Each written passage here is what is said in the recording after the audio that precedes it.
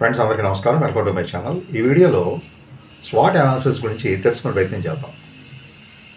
Swat analysis అనేది ఒక వ్యక్తి లేదా ఒక సంస్థ యొక్క శక్తి సామర్థ్యాలు ఏమిటి, బలహీనతలు ఏమిటి, అవకాశాలు ఏమిటి, పొంచి ఉన్న భయాలు లేదా ఆందోళనలు లేదా అవరోధాలు ఏమిటి అనే అంశాల గురించి చేసేటువంటి విశ్లేషణ. ఇందులో ముఖ్యంగా ఒక వ్యక్తి లేదా సంస్థ యొక్క మొత్తంగా పరిశీలన చేసి శక్తి సామర్థ్యాలు ఏ మేరకు ఉన్నాయి, అవి ఏ విధంగా ఆ సంస్థ లేదా వ్యక్తి పురోగతికి తోడ్పడతాయి అనేది విశ్లేషించడం. రెండవది బలహీనతలు.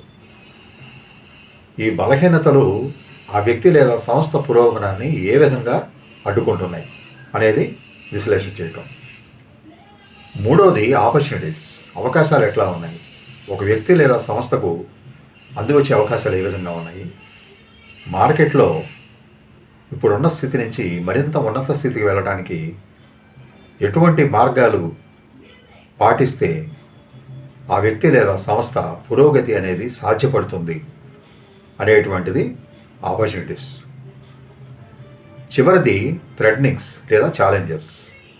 ఒక వ్యక్తి లేదా సంస్థ పురోగమనానికి అడ్డుపడే అవరోధాలతో పాటు ఛాలెంజెస్ ఏమున్నాయి, అంటే సవాళ్ళు ఏమున్నాయి, వాటిని ఏ విధంగా అధిగమించాలి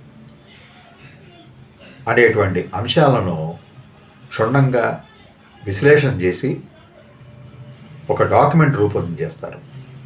ఈ డాక్యుమెంట్ వల్ల ఆ వ్యక్తి లేదా సంస్థ ముందుకు వెళ్ళడానికి ఉపయోగపడుతుంది. ఒక వ్యక్తి లేదా సంస్థ యొక్క శక్తి సామర్థ్యాలు వాటి వెనుక ఉన్నటువంటి కృషి మీద ఆధారపడి ఉంటాయి.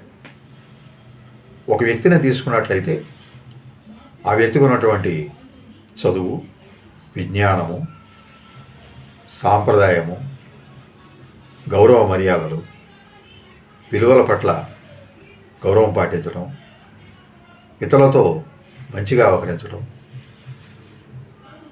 ఇటువంటి శక్తి సామర్థ్యాలు లేదా మంచి లక్షణాలు కలిగి ఉన్నాయన్నీ కూడా మనకి ప్లస్ పాయింట్స్ అవుతాయి. బలహీనతలు ఏమిటి? నలుగురిలో కలవలేకపోవడం, ఓటమిని అంగీకరించలేకపోవడం, నేర్చుకోవాలని ఉన్నా కూడా ప్రొక్రాస్టినేషన్ చేయటం, అంటే అనవసరంగా వాయిదాలు వేయటం, ముఖ్యంగా ఆత్మన్యూనత భావం కూడా ఒక వీక్నెస్ కింద వస్తుంది. మూడవది ఆపర్చునిటీస్. అవకాశాలు ఏ విధంగా వస్తాయి? అవకాశాలని మనం వెతుక్కోవాలి. అవకాశాలు మనల్ని వెతుక్కుంటూ రావు.